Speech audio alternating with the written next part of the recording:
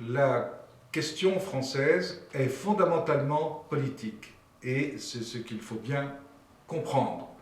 C'est indispensable, certes, toutes les questions annexes vont surgir, ressurgir, la question sociale, la question économique, la question financière, voire la question même monétaire, et même la question de l'euro. Il est vraisemblable que dans les mois qui viennent, tout cela sera agité d'une manière très grave, très grave. Mais la question fondamentale est politique. Nous avons de mauvaises institutions. Nos institutions sont devenues mauvaises, totalement mauvaises. Et c'est plus une question d'hommes. Les hommes, certes, qui parviennent dans le cadre de ces institutions, sont par nature contestables, évidemment. Et qu'est-ce que c'est que ce système qui permet à de tels hommes de parvenir au pouvoir, de s'en emparer et de lutter entre eux pour parvenir à ce pouvoir, se le conquérir et se le garder? C'est dramatique. Alors que les questions sont d'une gravité extrême. Récapitulons en quelques mots. Au cours de ces derniers mois, que s'est-il passé? Destruction d'emplois, 55 000 emplois détruits en France entre le mois de juillet et le mois de septembre, et ça va continuer. Et Comouvre vient de licencier, évidemment, que faire d'autre? Et puis ça va continuer. L'industrie en France meurt, progressivement meurt. L'agriculture est atteinte, presque mortellement atteinte.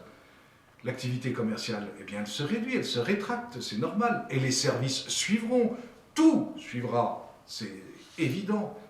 Et alors nos économistes sont là, enfin les économistes officiels, parce qu'il y a des économistes sérieux qui ne sont pas officiels, nous parlent d'inflation négative. On trouve toujours des mots. La question, c'est pas l'inflation négative. La question dramatique, c'est la récession. Nous sommes en récession. Et pourquoi? Parce que, tout simplement, les plans du gouvernement ne servent strictement à rien. Ils peuvent chanter tout ce qu'ils veulent, ça ne changera rien. Et la raison fondamentale, c'est qu'il n'y a plus de confiance. Il n'y a pas de confiance, donc il n'y a pas d'activité. Et il n'y a plus ni d'offre ni de demande, donc il n'y a pas de question de politique de l'offre et de politique de la demande. Tout ça, c'est des discours de politiciens et d'économistes en chambre, et d'élèves qui passent des examens. Ça ne tient pas la route. Parlons du pacte de responsabilité, du fameux CICE. Bon, qu'est-ce que ça a donné? Rien. Ça devait aboutir à des ententes entre le patronat et les syndicats.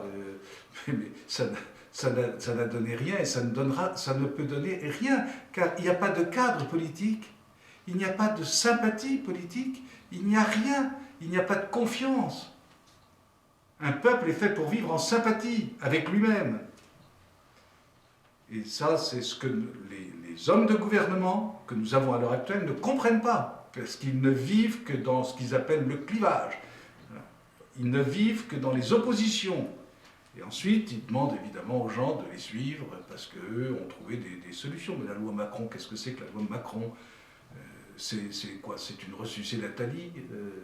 C'est rien d'autre que cela, c'est dérisoire. On s'imagine que ça va relancer l'activité, mais ça ne créera pas la confiance.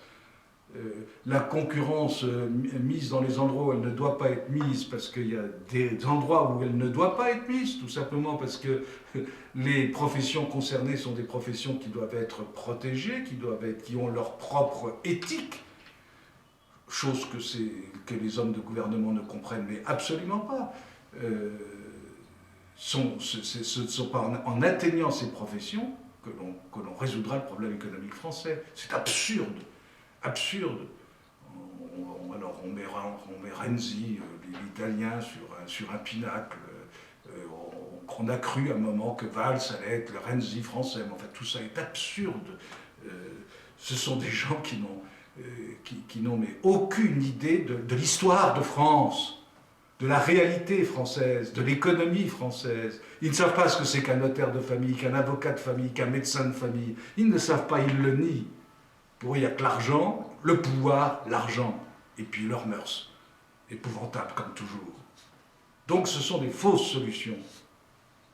La question fondamentale, c'est la confiance politique. Et pour rétablir la confiance politique, il faut arrêter ce système où tout est réduit à la lutte de partis. Donc la France n'est plus représentée, seuls les partis sont représentés. Et la France n'est plus gouvernée. Qu'est-ce qui gouverne? C'est un parti, des hommes de parti et des gens de parti qui veulent parvenir au pouvoir. L'UMP risque d'exploser. Car Sarkozy ne fait que couver pour le moment des ambitions qui seront évidemment antagonistes. Et chacun se situe, essaye de prendre son électorat. Puisque c'est cela, le but de la vie de ces gens-là, c'est de se prendre, de se définir comme une sorte de clan. Le PS, n'en parlons pas. Lui aussi, il va exploser sur des questions de fond d'ailleurs. C'est dramatique, comme disait Valls, où est le socialisme? Ben oui, il a raison de le dire. Mais dans ces cas-là, que fait-on de ce parti? Et que fait-on de ces partis? Et le Front National n'échappera pas. Et déjà, on sent à l'intérieur du Front National des tensions, des rivalités.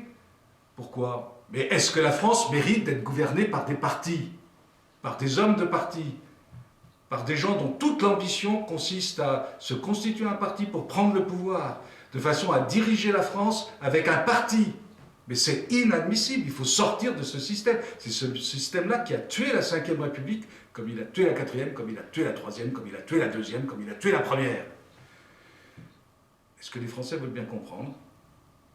Le parti, la politique partisane, c'est redoutable pour la France. Et quand on étudie, quand on connaît l'histoire de France dans sa profondeur, c'est le grand défaut des Français. Dès qu'ils n'ont plus de principe d'unité, dès qu'ils n'ont plus de principe fédérateur, et dès qu'ils n'ont plus une âme commune pour faire des choses ensemble, et faire de grandes choses, eh bien, c'est la lutte des partis. C'est inéluctable. C'est comme ça que ça se passe. Et maintenant, en plus, il y a l'étranger qui est présent, mais ça a toujours été comme ça aussi dans l'histoire de France. Et l'étranger joue. Les Américains jouent de nous.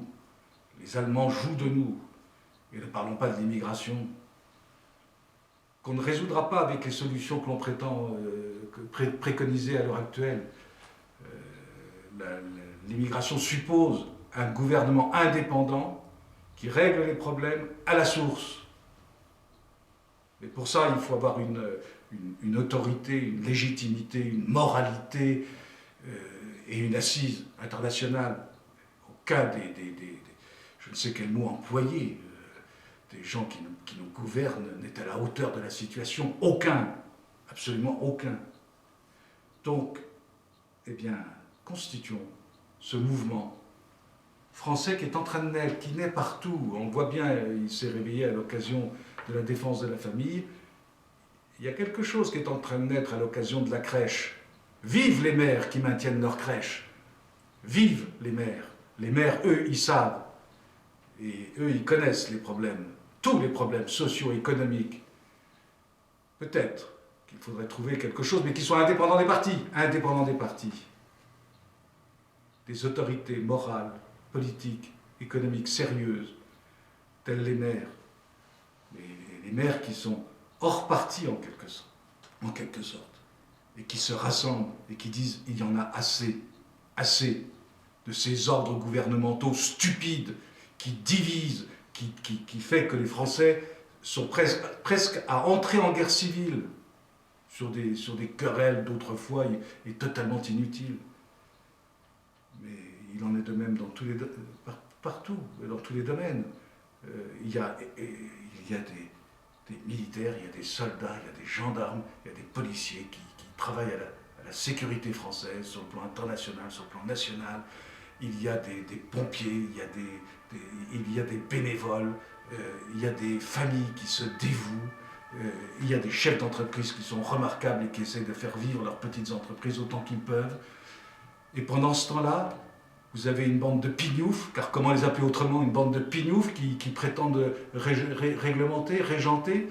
Enfin, ils ne représentent mais absolument pas cette population française. Cette population française doit trouver un moyen d'expression. Et ce moyen d'expression ne doit pas se faire dans le cadre d'un parti, mais d'un grand mouvement d'idées, de redressement français, en dehors des partis, sur des principes fédérateurs.